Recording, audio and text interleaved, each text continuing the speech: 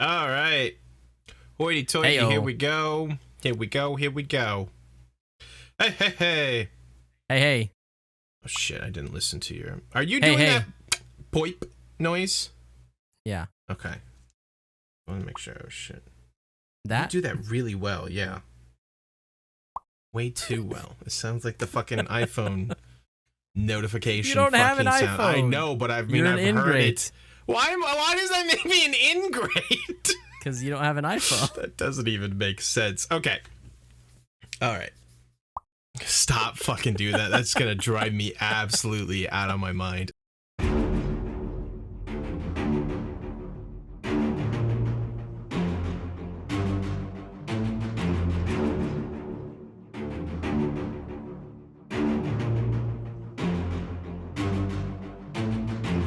Hello and welcome to another episode of the We Don't Wanna podcast. This is the show where two certified dipshits make uncertified takes about your favorite shows. We're your hosts. I am Scott, and joining me as always, gods, he was strong then. It's Zachary Attackery! That's a good intro. I What's just up, my thought guy? I'd give you a quick one.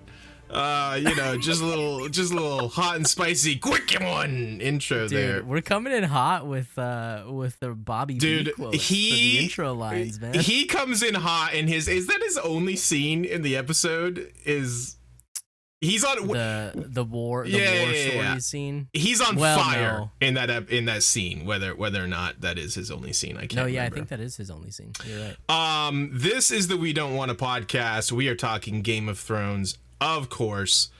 Episode 3, Lord Snow. How are you doing today, buddy? I feel like we don't talk anymore. Let's talk. We only talk. Talk on for this. probably 5 hours every week, True. at least, bare minimum, Big true. and every day when we're playing games together. I'm good, man. How are you? I'm good. It's my day off, so Hell I'm in yeah. full chill mode. I don't have my contacts in. Got my glasses. Yeah, so I coming can out see here the looking like screen. a fool, dude. Big fool. I don't have my hair done which is why I've got this hat on, just a little sneak peek behind the curtain for you folks out there. This is all natural. That's I just all- took a shower a little while ago. This is how That's your luscious locks, baby. Oh, dude, I love it. It's so sexy. Yeah, shake it for me. Yeah, give me that. Yeah, let it go down in front of your eyes. Emo mode. Big time emo Zach. Give me emo Zach. No. That's for episode 8. That's for episode 8. Okay, all right. Fair enough. Well, yeah, we are doing episode 3, Lord Snow. What do you say we jump into the recap It's a good here? one, man. It is It's a good one. episode. It is a good one. We will jump in. Yeah, let's do this fucking thing. Why don't you tell us what happens in episode 3? Yeah, for sure. Lord Snow. We'll hit the quick and dirty recap here and then chat about it a little bit. So we begin in King's Landing, where Ned and company have finally arrived. Ned and Jaime do some verbal battling, and we learn how Ned's father and brother were killed by the Mad King. Ned joins the small council meeting where we meet King Robert's brother, Lord Renly, the Master of Whispers, Lord Varys, Master of Coin, Lord Baelish, and Grand Maester Pycelle. Fuck that guy. Seriously. Our boy Bobby B has the realm in debt, and Ned is not too happy about it. Queen Cersei and Joff have a chat about what he'll do when he's king, and how the Starks are their enemies. Ned does his very best trying to deal with his daughters and their problems. Kat, our girl Kat, arrives in King's Landing and has a meeting with Varys and Littlefinger, also known as Lord Baelish, where we are told the assassin's dagger once belonged to Littlefinger before he lost it in a bet to Tyrion Lannister. The imp. In the north, old Nan tells Bran the story of the White Walkers, little lore dump here, and we learn Bran doesn't remember anything about his fall and that he will never be able to walk again. At the wall, Jon beats the shit out of all the Night's Watch recruits, and Sir Alistair Thorne is an absolute dick to him. True. Jon laments that Tyrion was the only one who told him the truth about the Night's Watch, and Tyrion helps Jon accept his place and befriend his fellow recruits. Back in King's Landing, Littlefinger promises to help Ned and Cat find the truth about the assassination attempt on Bran. Queen Cersei is worried that Bran has woken up and what he might say about it. Jaime says he does not care, and he'll kill anybody and everyone that tries to keep him from loving Cersei. Aww. Gotta love that passionate incest. Bobby B, Jaime, and Sir Barristan Selmy God, I love Sir Barristan. share some war stories. It's a great scene. That's a great scene. Far in the east, Viserys is a giant bitch. And that is all. That's all. Nothing else happens. That's all that happens there. Nothing else to see here. He's a giant bitch. Jon gets his first look from the top of the wall. His uncle Benjen is going to range beyond the wall to investigate some troubling reports, and Jon wants to join, but Benjen refuses him. We learn that the Night's Watch is in rough shape from Lord Commander Mormont and Maester Aemon, who ask Tyrion for help from the king. Daenerys' handmaid cops a feel, and we learn that Dany is pregnant. She's pregnant. Pregnant. Pregnant. Tyrion finally pisses off the top of the wall, and he says his farewells to Jon. Jon asks that Tyrion help his brother Bran if he can. Arya has her first sword fighting lesson, and we meet Syrio Forel, the dancing master. Syrio goddamn Forel. What a baller. Man, it's a packed episode. You know what's It is. crazy, dude, is like I may have said this last week. I feel like I always advise people to like, hey, just get past the first few episodes. Yeah.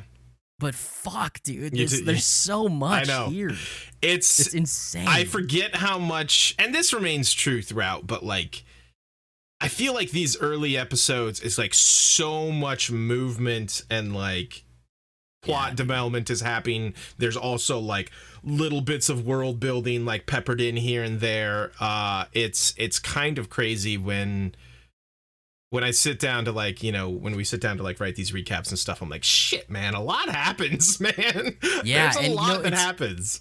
It makes it tough because as somebody who just loves to talk about this stuff, which I mean, we're gonna be doing plenty of that, obviously. No way.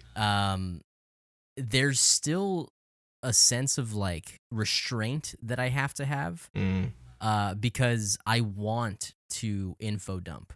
Sure. I want to be like, oh, when they say this, it means blah, blah, blah, blah, blah. Or this is our first mention of X, Y, and Z, and it's just super cool. And Right. and I want to be able to do that, which we'll have the time to do that at, you know, as these things kind of come to fruition. But I am having to practice constant restraint. It's tough. Yeah, no, definitely. We've kind of made it an effort to keep these episodes a little bit shorter than like our Harry Potter episodes, for example.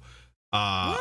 Yeah. You mean we're not doing 2.5 hours? 2.5, 3 hour episodes for a 1 hour episode of television. But hey, if you do want us to go deep, if you know what I mean, and really Not possible. getting on. First of all, not gonna happen. Sorry to say. Second of all, let us know down in the comments if you want us to take our time and really dig in on some lore stuff a bit more. We'll you know, take all that under advisement. But for now, what jumps out at you, Zach? What do you want to talk about? General thoughts for this episode. So there's so general thoughts.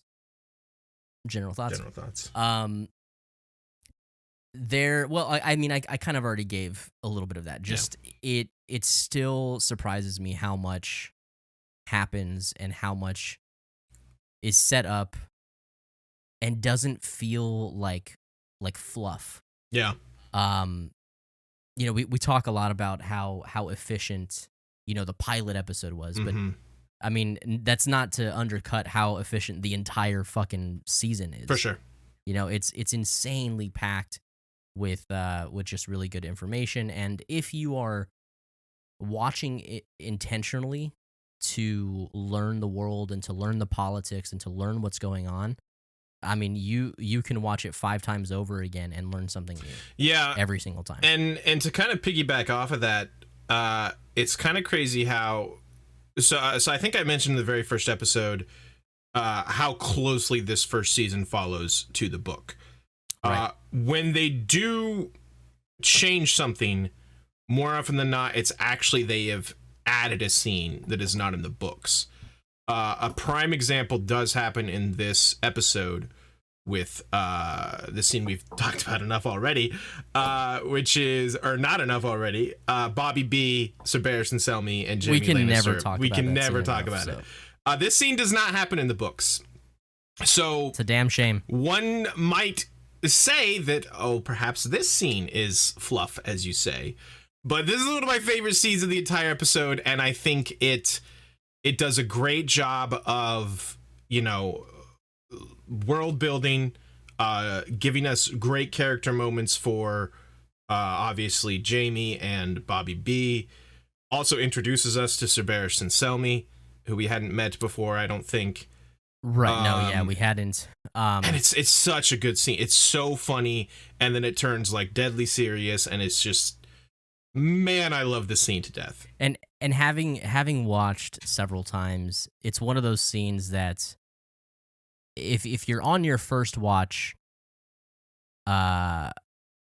you'll probably be like, okay, that was funny, you know, the whole bit about The wine. Is that what empty means? Or Lancel There's no Lannister. more wine. What do you mean there's no more? What do you mean it's empty? There's no more wine. Oh, is that what empty Is that- means? It's so good. I love it so much. Which, you know, that's all fun, and so you may like it for that, and you might like the serious conversation that's happening, you know, right after that. But when you watch it a second time and you realize a lot of the things that come with, I guess, diving a bit deeper into some of the backstory with some of these characters, it's just so much better. Yeah. It's just so much better. I have some notes on that scene too. It said the absolute respect that you can feel between Jaime and Barristan Well, is fucking insane. one way, probably, mostly. I feel like Barristan still respects the hell out of his ability. Yes, probably his swordsman ability. It is crazy with how arrogant we have seen Jaime be throughout this series, of like how high on himself he is. This is, I think, the first time that he's like shown legit respect for someone other than himself, where he's like, and if giving Barristan you're- like, that was the best move I've ever saw when you killed Simon Toyne. That was crazy. Yeah, and that's like, it's those little things that, again, if you haven't read the books or you don't realize the lore, that scene is built to show you like, yo, we're talking to arguably the best swordsman in the Seven Kingdoms. He is a living legend, literally. Oh yeah. And yeah, so not only that, but like just you start to see, and we've had talks about it, like between Robert and Ned, but like Robert's kind of mired in this depression where he just pines for the old days, you know, like he does not enjoy. He peaked in high school, right? and he's done, he dude. literally is like Uncle Rico. He used to throw a football a quarter mile. He does not enjoy being king, and he just wants to reminisce about his glory days. And it's a very funny scene, but it's also very sad when you kind of get down to the core of it. And then we get our first, well, kind of a second hint, because there was the conversation between Ned and Jaime earlier in the episode of a big talk about the Mad King in this episode. Oh yeah. So my note on this says, and we get the first mention that Aerys the Mad King was saying, burn them all. And Robert's face when he's listening to Jaime tell him that upon rewatch seems to have a really heavy note of realization. Yeah. And there's just so much behind that. Yeah. It's so good. This, I feel like, yeah, after seeing one particular scene in a later season, this this first hint of, the Mad King saying burn them all and what he was capable of will truly be more important much later down the line. One more quick hilarious part that I really want to shout out that I don't know if I've ever noticed before is when Bobby B sends out Lancel to get more wine. Lancel opens the door and Bobby B says, "Tell your cousin to get in here." And then immediately after telling him to tell him to get in here, he immediately just yells, "Kingslayer, get in here!" Get in here. And I just love it so much because he's like, "Tell your cousin to get in here. Never mind, I'll do it. Get in here." Dude, King Robert. I mean, sometimes he's such a fucker. Oh, he is. He absolutely is. But he's so funny. Oh yeah, he's so funny. So go ahead. Did you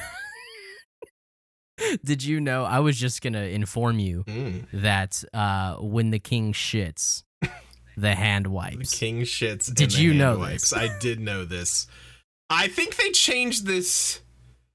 I don't think this is exactly what it is in the book, but now I can't remember. You're turning into an insufferable book I'm not saying it's comparison bad. person. I actually love this change because it's very, very funny. This is speaking of that scene. This is a big episode for both of those two characters, Ned and Jamie. They had big roles in this episode, and I knew Ned was obviously very prominently featured in a lot of these early season 1 episodes, but I did not realize how big of an episode this is for Jamie as well. And I love that scene between the two of them, where they talk about there's how just a lot of tension. Family died. I feel like. It's in the throne room, right? Yes. Yeah. And the last time there's a lot of history there. The last time Ned walked into the throne room and Jaime Lannister was there to greet him, Jaime Lannister was sitting on the Iron Throne with the dead king at his feet and a bloody sword. So this is very reminiscent for old Neddy boy. Speaking of these two scenes, I would like to nominate the both of them. Okay. Both of them. Both of them. I love both of these scenes a ton. We did not have one last episode. I love both of these scenes. The one between Jamie and Ned is pretty short and quick. I think that one's better. But it's very good. I love them both. I'm putting them both on the list, and you can't stop me. So what are you going to do about it? All right, fair enough. Fine. Another part of this is that we get a little bit more kind of info on Ned's father and brother. Mm-hmm. It's mentioned in episode 1 that that two Starks went down to King's Landing and did not return. South, and did not return. Yeah. And did not return. And so we've had mention of it, but this is the first time that it's kind of spelled out. Right. And Jamie spells it out to Ned to be a real dick and also to give us some info dump. Right. Man, it's fucked up. So yeah, we learned that that the Mad King Aerys had what were their names? Brandon and Rickard, yeah. And Rickard, yeah. Burned alive in the middle of the throne room. Well, so actually, I think he might have eventually burned him, if I remember correctly, but his father was burned, and Brandon, Ned's brother, actually, they tied a rope around his neck, basically, and he strangled himself trying to rescue his father, trying to save him. Wow. So it's super fucked up. The Mad King was so fucked. Super mad. And like Ned says, you stood there and did nothing, basically. And Jamie, to his credit, is like 500 men did nothing, bud. Like, I don't know what you want from me. And then not 2 minutes later, basically Ned is, reprimanding him for stabbing this king in the back. And I love that Jamie comes back with, well, if I stabbed him in the belly, would you think better of me? Dude. And it's just like, it's such a good, Jamie has this kind of more... Like, yeah, I fucking did it, dude. Yeah, I don't know if it's a realistic worldview, but, Ned is so chained to this, honor thing where it's like, yeah, you stabbed your king in the back. And Jamie's like, well, if I had stabbed him in the gut, which would that be better for you? Like, I don't know what you want Right. from me. It's a really, really good scene. And Yeah. I like it a And lot. it's funny too, or I guess maybe not funny, but like kind of ironic too that Ned is so bent on this like being honor bound thing that like Mhm. I mean Ned was at war marching on the capital. Right. Like King Ares would more than likely have been killed anyway. Right. Well, I think what Ned's problem with Jaime specifically is that he was sworn to protect Sure. the king right. as a member of the Kingsguard. But I mean, as, Lord of Winterfell at the time, Ned was, quote unquote, sworn to protect the king. Sworn to protect the king So as well. yes, it's there's a lot of like, kind of Double standards, man. standards and that kind of thing. Another good line, man, they go back and forth in this scene so well. When Ned tells him like, "Oh, that's very handsome armor. There's not a scratch on it," and Jaime's just like, "Oh yeah, men have been swinging at me for years, but no one's been able to touch me." And Ned's like, "Oh, you've chosen your opponents wisely." Then they're just going back and forth, just like trading these and blows. I think what's even more menacing is that Ned tells him, "Yes, you must choose your opponents Mhm. wisely," and Jaime almost like takes a step towards Ned, and he's like, "Yeah, I fucking do." He's like, "Yeah, I've got a knack for it." Like basically, I'm choosing you, and I know that you're not gonna fucking touch me. Is basically what's happening. So, Yep. Another thing I'd like to point out, just in these earlier episodes, kind of as a whole, especially if this is your first time watching through, a lot of time passes between scenes. Yeah. And I know that taking myself back to the first time I watched it, I don't think I really accounted for that. It's several months to ride from like, Winterfell to King's Landing. Right. And in a matter of like 20 or 30 minutes, we have like Catelyn showing Catelyn up. arriving. Yeah. Right. So, just keep in mind that like there is a lot of time for all of this stuff to be getting uncovered. Mhm. Because sometimes it can feel like, oh, a lot's happening, and he's been here a week. But no, the dude's. I mean, this is already over the course of several months. To be fair, a lot is happening though. Right. Quick shout out. This is a really good ep for loving the way Ned talks, which I know you and me do love. It's a boy. Boy, he says the butcher's boy. Should have butcher's said a boy. prayer for the butcher's boy. And then the one I especially love is when he says, "Oh, the same doll maker makes all of Princess Myrcilla's toys." Toys. The toys. The toys. I haven't played with dolls since I was 8. I love my boy Ned. Toys. Dude. Myrcilla's Yeah, toys. Oh, Toys. man. Another thing that I love a lot is Tyrion and Jon's friendship.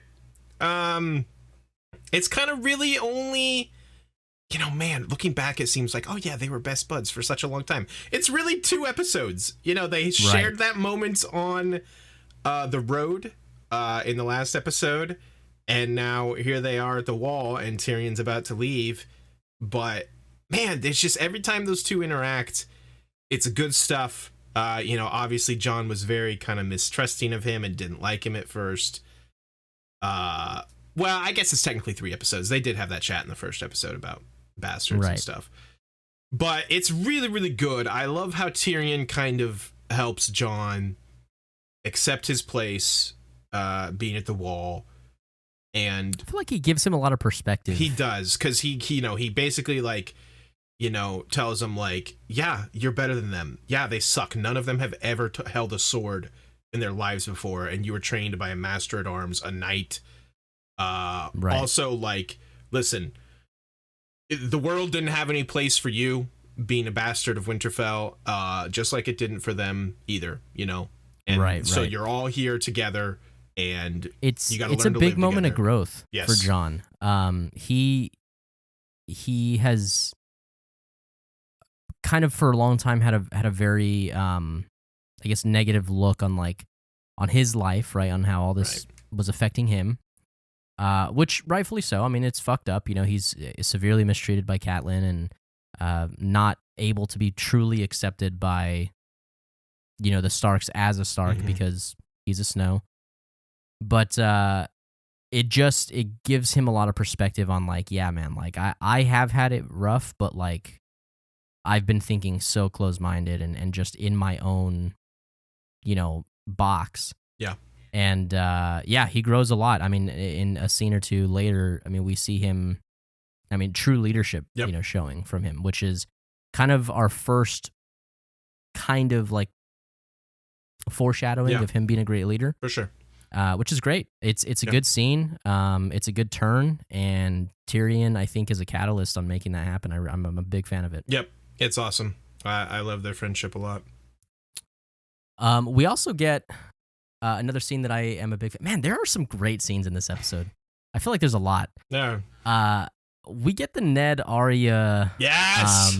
needle scene, man. I have love this. it. I literally have. I adore the scene between Ned and Arya, written down here. It's such a sweet moment. Like he's Ned's just like a dad doing his best here. He's like a single dad now almost, and he's just doing his best with his like Poor fucking unruly guy, dude. teenage daughters.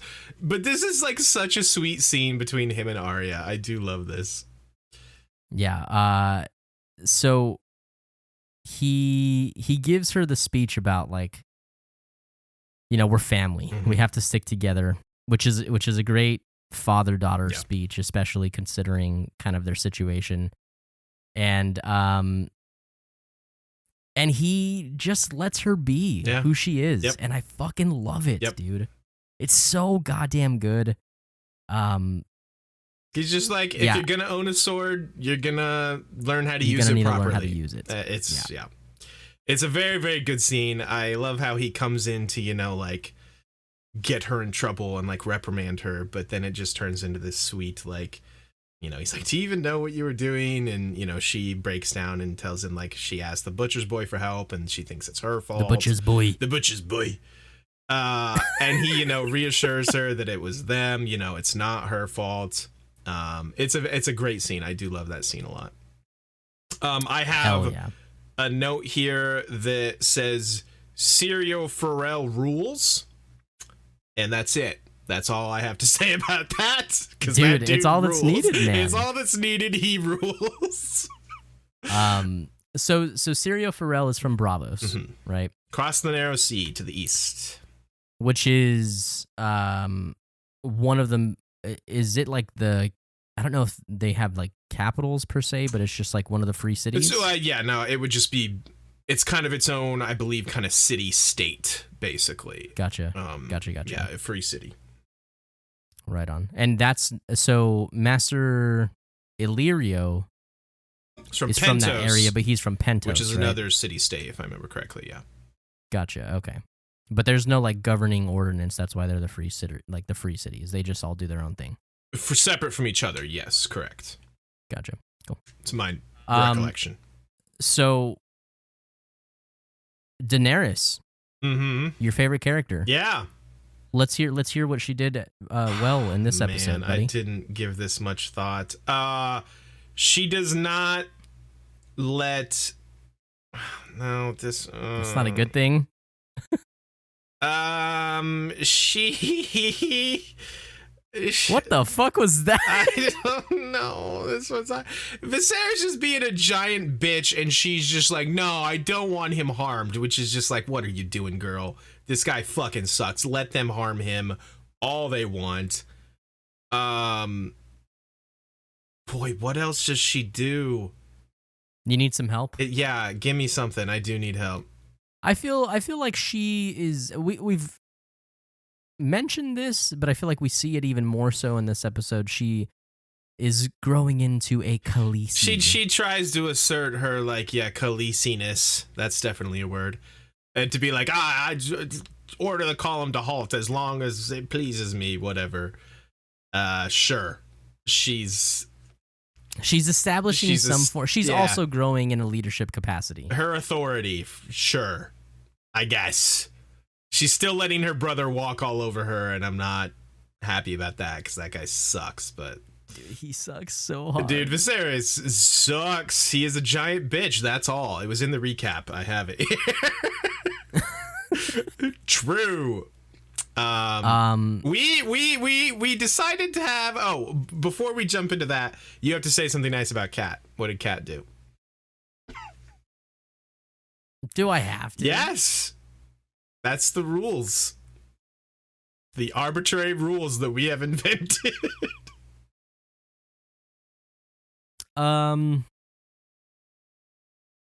Cat makes it to King's Landing. Wow. That's way worse than even my attempt. She keeps Ned from killing Littlefinger. True. Big win Which, for by Cat. the way, is a great fucking scene. It's a too. great fucking scene. That actually segues nicely into our next. Oh, yeah. Thank you for that. Our next little tidbit here, our next segment. We have our counter. We're not counting how many times people are dicks to Jon anymore, though. We might go back to that, but we did decide they were going to switch it up from now and then. This time we noticed immediately that Ned is pissed a lot in this episode. He be pissed off, so we decided to count how many times that Ned gets pissed in this episode. Zach, how many times did you count that Ned got pissed? I have 4. Okay, there's one that I didn't know how to count because it's the small council scene. He's kind of just constantly pissed through the entire thing. So I didn't know to count it as separate events or just one. Okay, so I have... So mine arguably could be cut down to 3. Okay. But okay, so my first one is he's not outwardly pissed, but you can tell he's fucking pissed. This dude just shows up to King's Landing, literally rides up to King's Landing, looks like shit, smells like shit, tired as hell, and he's like, hey, yo, you gotta go to a fucking small council meeting. This fucking messenger dude. And then he's like, do you want to change into something more appropriate? And Ned's like, hey, fuck you, buddy. Yeah, he does not say a word, but you can tell the look he gives this messenger. He is so pissed. He is seething. I absolutely had that one as my first one. Okay. I love that one. He's so pissed. You can tell. The dude looks like hammered shit. Poor Ned just rode for a month. Yeah, and you know what's funny too is like the scene from him being outside in the light to cutting to like being in the small council chamber. He looks worse. It's probably just like, you know, like they filmed it on different days, but like he had like dirt like caked on his face and like he just looked bad. He had big bags under his eyes. The poor dude looks exhausted. Definitely during the small council meeting, that was my second one. Just the whole finding thing. Out the crown is in debt. Yep, the debt, the hands tournament. He is just furious. And then the third one I had was what we just talked about, when he nearly killed Baelish. When Baelish takes him to the brothel. Okay, so that's on my list too, but I also have when him and Jaime talk shit to each other in the throne room. Yeah, I didn't know whether to count that one or not. They're trading barbs back and forth. They're touching tips. They're touching tips. He's a little bit more reserved, but you're right. He's probably pissed. All right, so we got 4. I think we can agree. Big 4 times Ned was pissed in this episode. It's a good time for Ned to be upset. Yeah, you know what? A lot to be upset about. I feel like most of these were they were deserved. They were warranted for him to be pissed. I love how Baelish is taking him to a brothel to see his wife, and Ned is just not having that. And just starts choking him. You're a funny man. You're a real funny man. Love Ned so much. Dude, okay, also, I've got to say this. I don't think that there's any Peter Baelish stands out there, but I mean, there probably are. This guy. You stand for him, or he's just fine? I like Littlefinger. I like Littlefinger Dude, quite a bit. I fucking hate his acting. Oh, that's right, you do. I forgot about this. I fucking hate his acting. Nah. It's so, like, choppy and bad. I don't see it that way. I think he's just like such this and sleazy, the fact that he scummy has, character, and I love it. Well, but he has these fucking lines that he says to himself out loud. Oh, yes, that does it. Because it's funny to film it, and like, I don't know, it's like the whole like slow minds Starks. The Starks. Yeah. Slow minds. Quick and tempers. Fast. Yeah. Whatever the fuck. Like his accent, his delivery. It's just awkward and uncomfortable, and I hate it. It's definitely I fucking hate it. a little corn. But I adore it. I love all his little like the way he talks. No. He's such a sleazy little fucker, and I'm a big I like Littlefinger. So there you go. I don't like dislike his overall character, like in terms of like I think he's super interesting. But I just simply don't like his performance. That's fair. I don't like him on screen. A couple people who have really good performances that we have not touched on yet is at the wall. Our dude Yoren, we get introduced to in this episode. Fucking hell yes. Love Yoren, who is the like recruiter for the Night's Watch. He's hilarious. That line he has about eating the bear, and Tyrion goes, "And what do a bear's balls taste like?" And Yoren just goes, "A bit chewy." I love so much. Yoren is my boy. He's probably the coolest Night's Watchman. But then we also do get introduced to Maester Aemon, and he might have something to say about that because Maester Aemon fucking rules, and we don't get a lot of him here. We will get more of him later. I'm thinking of one particular scene in this season that is fan-fucking-tastic. Can't wait to get to that. And we also get to meet Lord Commander Mormont, who, in case you didn't catch it, is... Are you talking about Kill the Boy? No, that's way later. That's way later. Okay. Yeah, I couldn't place it on the timeline. Well, there you go. Well, you'll just have to wait and see. Lord Commander Mormont, who is Ser Jorah Mormont's father. The old bear. The old bear. So, a couple new characters here at the wall. I like all three of these characters a lot. Oh, Alistair Thorne. This is our first introduction to Alistair 4 Thorne. new characters at the wall. Yeah, fucking Alistair Thorne. Menacing piece of shit asshole. I love him. He is a real asshole and just not generally a good person, but this dude plays him extremely well. I do not know the actor's name off the top of my head, but he's so good. I don't either, but he so that super kind of like side note, way off topic here. Oh boy. So the actor that plays Alistair Thorne is in a show called Discovery of Witches. Okay. It's so one of my friends loves this book trilogy. It's a modern like witch magic trilogy thing. I don't know. Okay. It's interesting. It does have some cool notes, but she convinced me to watch the show, which is it airs on Sundance Now. Okay. Do you even know what Sundance Now is? Every fucking network has their own streaming service now, so I'm sure. No, I guess what I'm saying is like I was baffled that I was like, okay, hold on. Like, does this have any production budget? Because what the fuck is Sundance Now? I've never even heard of this. Fair. Anyway, it's not bad. Okay. It's a little It's a little cheesy. It's a lot cheesy. But anyway, this is all to say Sir Alistair's in it. Okay. He's in it, and his performance is phenomenal in it. I mean, this dude is so good. He's a very good actor. Yeah. He's fucking awesome. He's a dick in both. But yeah, he's a badass. He plays Sir Alistair Thorne extraordinarily well. He does play with dicks really well. Yeah. God damn it. It's one of the things that continually, we touched on this in the first episode, but one of the things that continually... We touched on dicks in the first episode a lot. It continually impresses me, dicks. Yes, dicks continually impress me.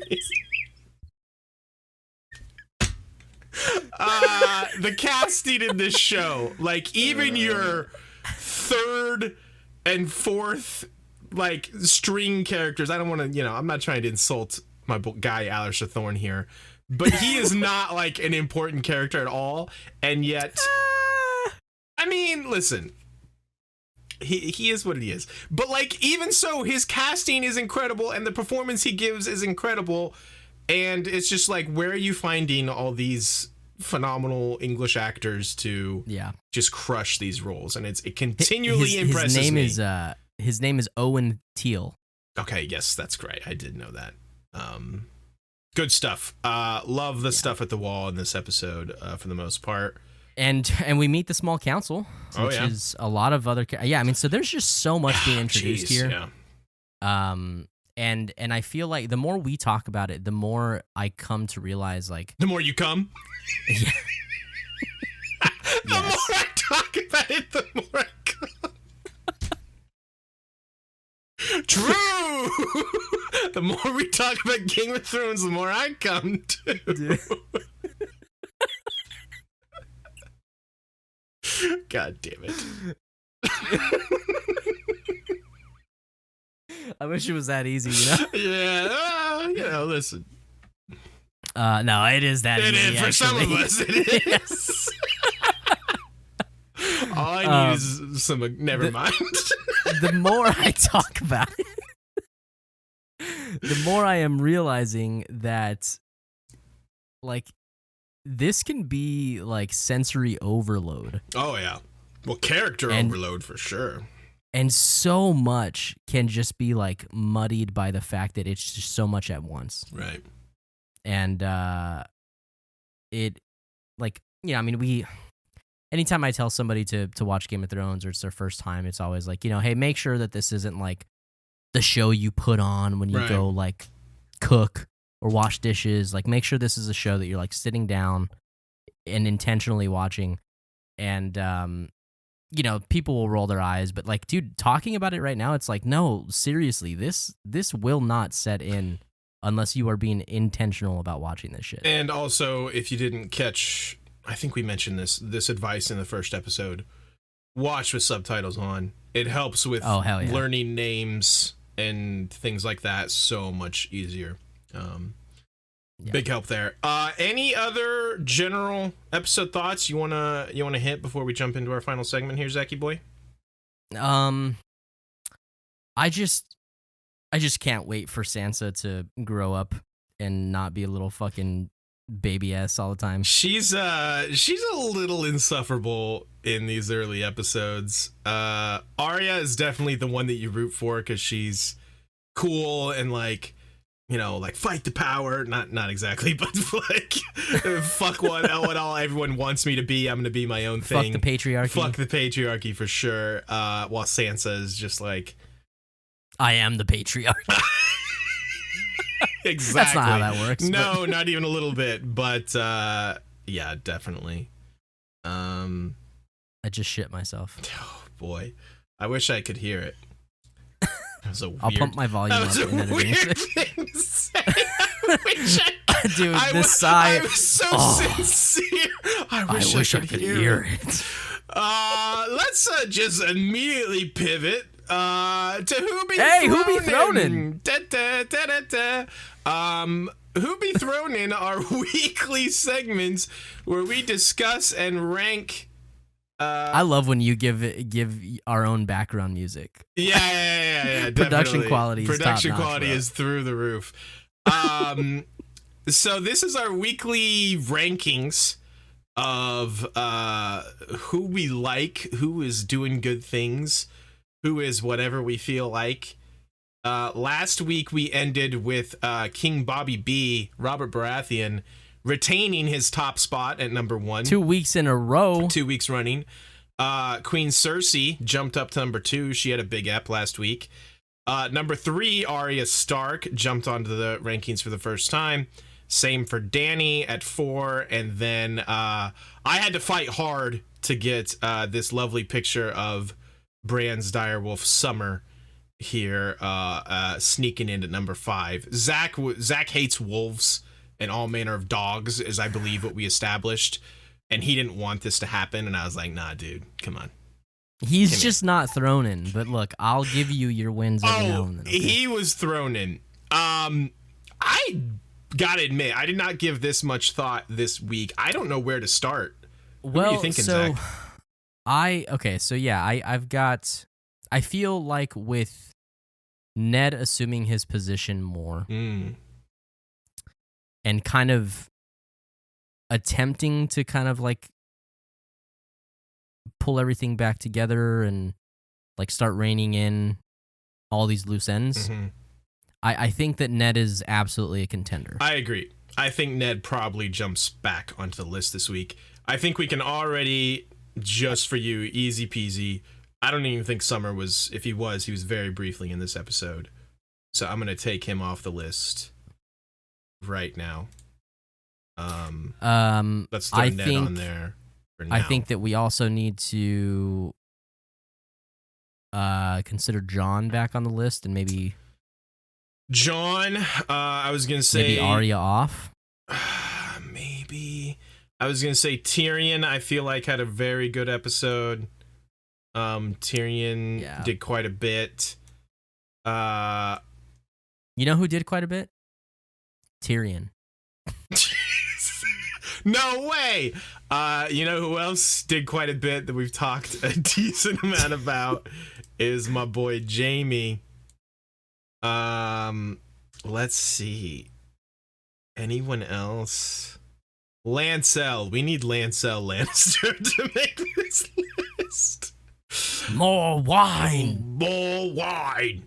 I don't think Daenerys did enough to stay on the list this week. Yeah, but she's a Khaleesi, not a queen. Yeah, so we're just gonna take her off right away. Okay, fair enough.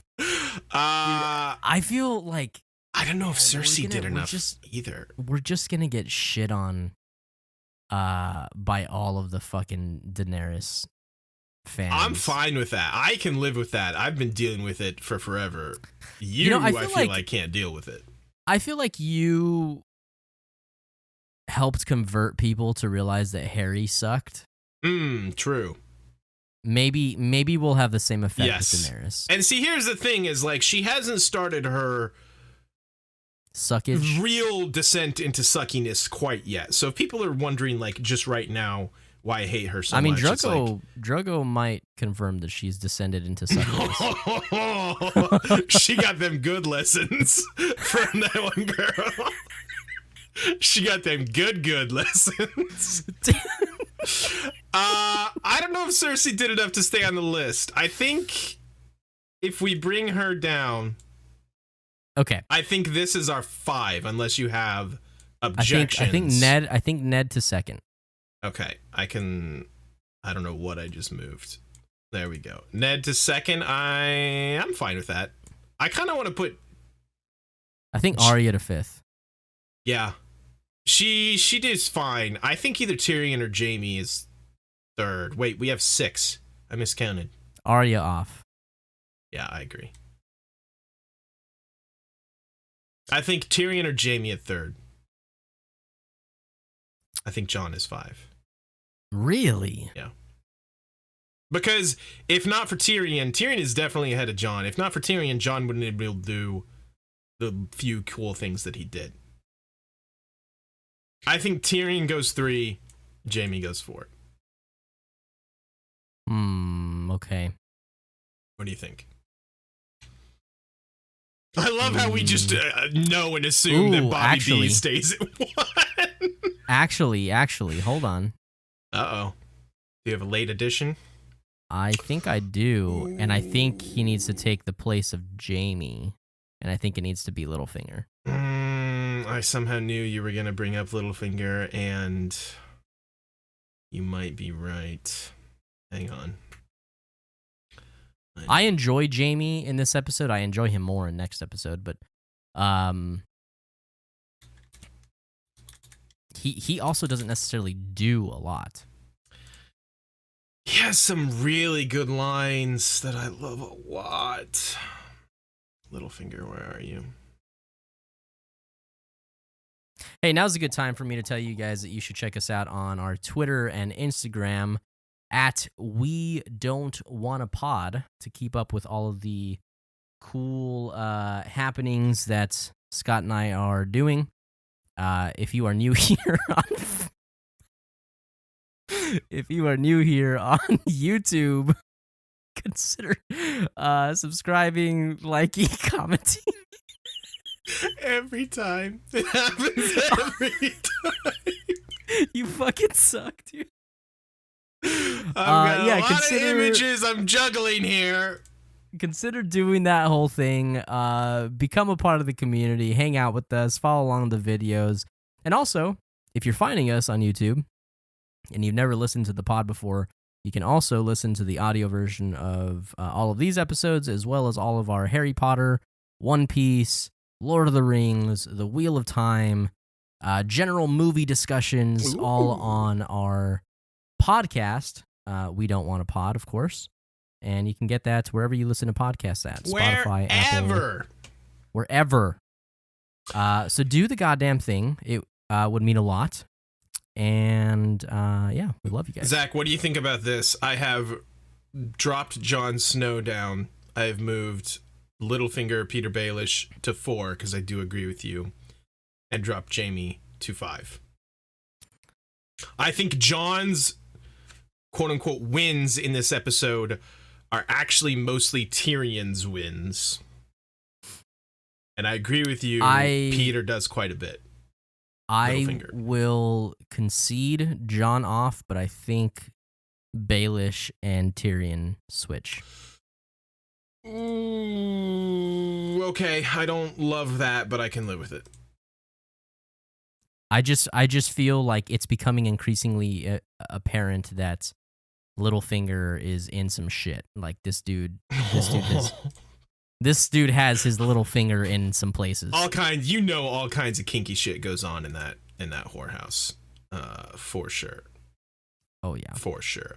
Okay, is this our list then? Again, we didn't even for a second consider that Bobby B doesn't stay at number 1. I mean, look, man, Bobby B. So good. If you're not watching season 1 for like the drama, you're at least watching it for Bobby B's fucking clips, dude. This guy. So Mark Addy is a fucking legend, dude. He is a fucking legend. So yeah, King Bobby B, Robert Baratheon, stays at number 1 for his one amazing scene. Ned, definitely, doing some things, being pissed in this episode. Being real pissed. Peter Baelish is helping Ned and Kat, ? And just kind of, being a sly son of a bitch. Tyrion, a lot of good stuff. Helped Jon out a ton at the wall. Tyrion makes good quips. We didn't even talk about the scene between Benjen and Tyrion, which is a pretty solid scene. Yeah, but Tyrion's dude, have great. I told you that Amanda is obsessed with Benjen? Oh, really? Just like how hot he is? Yeah, she thinks he's so hot. I can see it. Amanda just looked over at me and went, hell yeah, Amanda. Hell yeah. I'm with her. I feel like this fucking guy looks like a cross between Nicolas Cage and Adam Driver. True. He fucking looks like the love child of those two men. It's a Scottish accent, I believe, not Scottish, Irish, one of those. It's a cool accent. I dig it. I do like Benjen a lot. Him and Tyrion's scene was great. Anyway, Tyrion Lannister at 4 and Jaime Lannister at 5. Burn them all. Is that our list? Is that our Who Be Thrown In this week, Zach? I think that's the Who Be Thrown In list. I think that's our Who Be Thrown In. Anything else? I think that is, in a nutshell, Game of Thrones episode 3, Lord Snow. Very quick addition to our self-promotion earlier.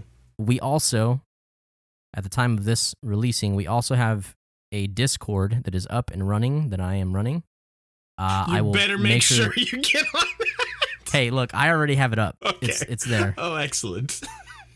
So I'll make sure that the link to join that Discord is in the description of the podcast and of YouTube. So check that out. Come hang out. Talk with fellow. What should we call our homies, our listeners? I don't know. Let us know down in the comments what we should call you. Call them the wannabes. The we don't wannabes. Oh, yeah. That's not bad. Wannabes is not bad at all, actually. Yeah, it's not bad. That's maybe the... Yeah, join the wannabes. That's it. Fuck it. Okay, we're just let's sticking do with it. Done it. That's one of the best notions you've had ever, Zach. Thanks, all right, wait, hold on. Are they the don't wannabes or the wannabes? I think don't wannabes is just a little too wordy. I just kind of like wannabes. A long time ago, I wanted to just call you all the dipshits. Yeah. But Scott said that that's too mean. Probably. And Scott is the biggest dick in the world. Asshole of this crew for sure. So you're welcome for me saving you from being called dipshits. But hell, if enough people comment and be like, yeah, dipshits, you know what? Who could say? Maybe you're the dipshits. All right. Maybe that's what we go with. We will catch you guys next week. Thank you guys for listening, and we'll see you next time.